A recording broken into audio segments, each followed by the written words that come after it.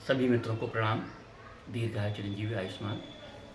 आज हम आपको बात बताएंगे कि अगर आप तनाव में हैं, डिप्रेशन में हैं, आपको रात भर नींद नहीं आती है, आपका मन बहुत उदास रहता है, आपके मन में बहुत नकारात्मक विचार आते हैं, कई कई बार तो आत्महत्या करने के ख्याल आते हैं, तो आप क्या करें? योग से आपको कैसे लाभ मिल सकता है? और जिन लोगों ने योग प्रारंभ ही नहीं किया है और जो आसन प्राणायाम इत्यादि करने में बहुत कष्ट समझते हैं, वो क्या करें? कई माताओं, बहनों, भाइयों का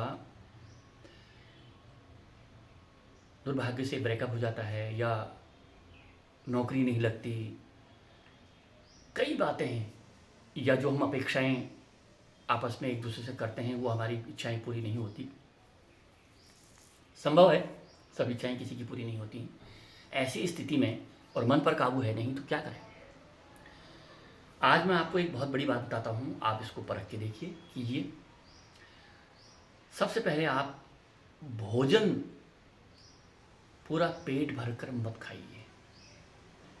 प्रकृति के नियम को समझिए। आधा पेट भोजन, आधा पानी, आधा सांस के लिए छोड़िए। अगर आप भोजन ज़्यादा खाएंगे तो आपके हृदय पर दबाव पड़ेगा, न चाहते हुए भी आपके शरीर में नकारात्मक विचार आएंगे, क्योंकि तंत्रिका तंत्र आपका दब जाएगा, मस्तिष्क का आधा हिस्सा ही दब जाएगा, वो काम करना बंद करेगा।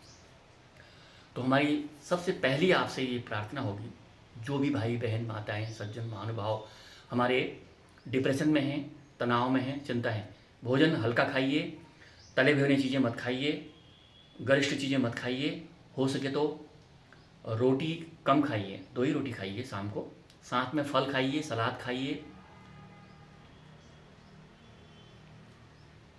जूस पीजिए, कोई न कोई फल जरूर खाइए, सेब, केला, अंतरा, संतरा और मट्ठा, छाछ का इस्तेमाल ज़्यादा कीजिए प्रातः काल के भोजन के बाद। हो सकता है तो नाश्ता बहुत कम लीजिए, मट्ठा पी लीजिए। जितना मात्रा में आप अन्न, चावल, रोटी शरीर में कम डालेंगे, उतना आप का शरीर जो है वो हल्का रहेगा। और अगर आप किसी भी प्रकार से नशा करते हैं तो बिल्कुल छोड़ दीजिए। लौंग और इलायची का पाउडर या कूट करके रख लीजिए, वो मुंह में डालिए कुछ दिन, उससे आपकी आदत छूट जाएगी। लौंग और इलायची बहुत अच्छा विकल्प है। और शराब तो बिल्कुल ही मत पीजिए। और आपको करना क्या है, मैं अब आपको योग की क्रिया बताता हूँ। सवेरे पेट शाम को पेट साफ का कुछ न कुछ ले लीजिए, जैसे भी आपका पेट साफ होता है। भले आप त्रिफला 2 चम्मच भिगा के ले लें, या कोई फाइबर वाली इसबगोल दूध के साथ ले लें। जैसे भी आपका पेट साफ होता है, पेट साफ कर लें, कुछ दिन के लिए बता रहा हूँ। उसके बाद तो फिर स्वयं आपका ये शरीर के अंदर के जो हार्मोन होते हैं, जितने भी बॉडी के अंदर के जो पेप्टिक जूसेज हैं, वो निकलना शुरू हो जाएंगे। शांत चित्त होकर के बैठ जाएं, नहा धो करके अपनी आस्था के अनुसार, जैसे भी आपको सुविधा होती है, जैसे भी आपका मन अलाउ करता है, बैठ जाएं शांत चित्त होकर के, सरल होकर के, या बिस्तर पर लेट जाएं। और उसके बाद सांस भरें, सांस छोड़ें। अब ये देखें कि आपकी सांस नीचे कहाँ तक जा रही है पेट में, और कहाँ से फिर ऊपर तक कितना, कैसे आ रही है, कैसे जा रही है, कैसे आ रही है, कैसे। सांस पर ही ध्यान दें, अपनी सांसों पर ध्यान दें। पहला, आप बेड पे लेटे हुए हैं, आंखें बंद कर लीजिए। शरीर के सारे जो, अगर आपने टाइट कुछ अगर पहने हैं तो उनको आप ढीला कर दीजिए। कमर का बंधन जरा ढीला कर दीजिए। ढीले ढाले कपड़े पहन करके, नहा धो करके, पेट खाली होना चाहिए। उसके बाद धीरे धीरे सोचें। इस वक्त किसी भी समस्या के बारे में, जितनी भी आपकी प्रॉब्लम्स हैं उनके बारे में ना सोचें, जो मैं कह रहा हूँ वो करें, सांसों को चलाएं। उसके बाद ध्यान दें इस वाले बिंदु के बारे में, जहाँ पर आपने बिंदी, टीका, चंदन लगाया हुआ है। केवल इस बिंदु के बारे में सोचें बस। योग में इसको आज्ञा चक्र कहते हैं। केवल और केवल इस बिंदु के बारे में सोचें। दो काम हो गए, सांस चल ले रहे हैं आप, सांस लंबी लीजिए क्योंकि आप खाली लेटे हुए हैं और कोई काम तो है नहीं, ये पूरी सांस भरिए जितनी सांस आपको पूरी आती है। नॉर्मली 24 घंटे में हम लोग पूरी सांस नहीं भरते हैं, केवल 25% सांस भरते हैं। इस समय आप लगभग 80-90% पूरे फेफड़े को भरिए।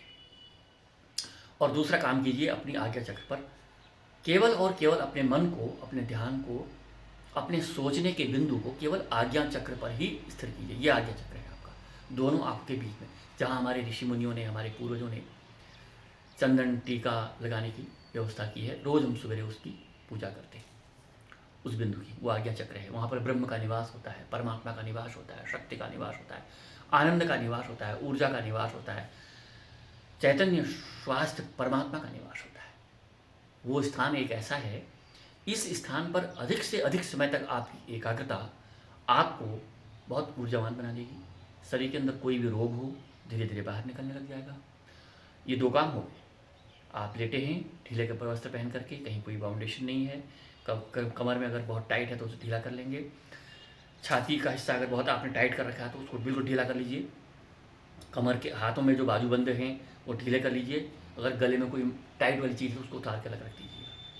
तो लेट गए, लंबी सांसें चलाइए, आपने सांसों पर ध्यान देना है और आज्ञा चक्र, ये इसके बारे में सोचते हैं। दो काम हो गए।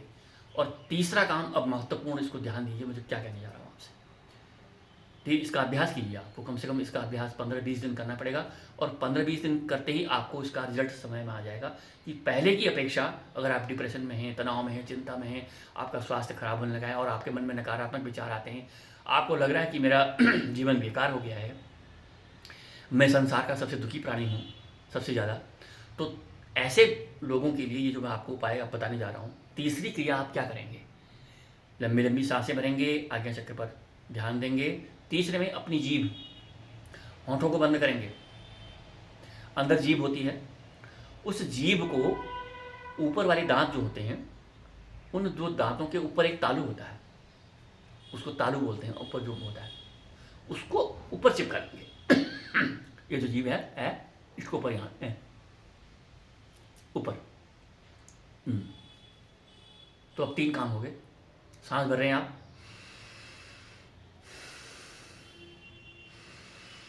लेटे हुए हैं, आप अपने आज्ञा चक्र के बारे में सोच रहे हैं केवल, और आपने जीभ को जो है तालू से मिला दिया।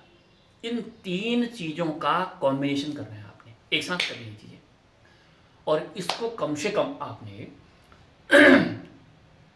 2, 3, 4, 5 हो सके तो 10 मिनट तक कीजिए आप इसको, कम से कम 10 मिनट तक, नहीं तो 5 मिनट तब भी कीजिए। शुरू में आप ज़्यादा नहीं कर पाएंगे इसको, शुरू में आप केवल 1 या 2 मिनट ही कर पाएंगे। धीरे धीरे धीरे 3 से चौथे दिन के बाद आप 4 मिनट 5 मिनट में पहुंच जाएंगे। 6-7 दिन में आप 7-8 मिनट में पहुंच जाएंगे। उसके बाद आप 10 मिनट तक पहुंच जाएंगे। और अगर आपने 10 मिनट की क्रिया कर ली तो सर्दियाँ आपके शरीर में जितना भी तनाव, चिंता, और आपको एक नई दुनिया प्राप्त मिलेगी। और जो भी आपके शरीर में तनाव, चिंता, डिप्रेशन, अनिद्रा या जो भी आपका जीवन इसमें नर्क बना हुआ है, इस स्वर्ग में तब्दील हो जाएगा, बदल जाएगा। हमारे ऋषियों की जो खोज है वो बड़ी अप्रतिम है। हमारे ऋषि मुनियों ने अपना जीवन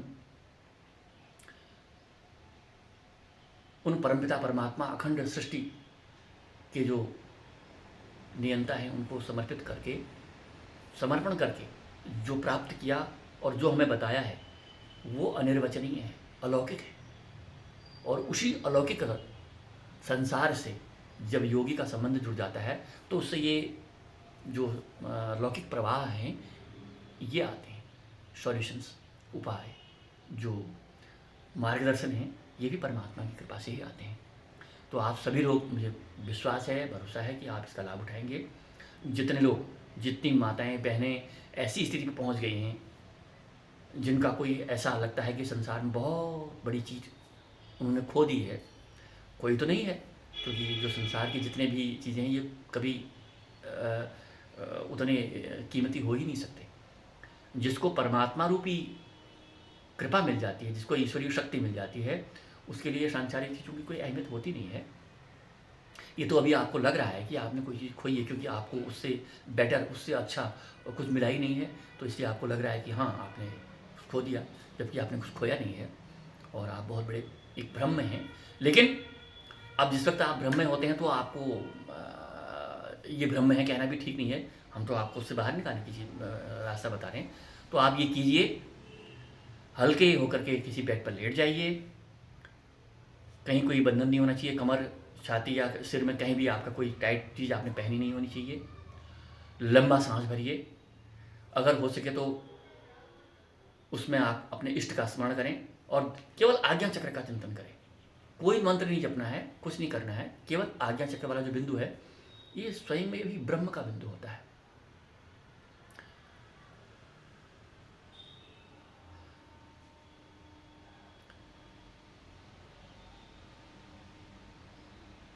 उस ब्रह्म के बिंदु का चिंतन करें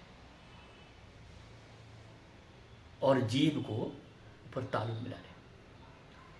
उसके बाद जो अपने शरीर के अंदर जो परिवर्तन आएगा, जो बदलाव आएगा, वो आप भी शब्दों में बयान नहीं कर पाएंगे।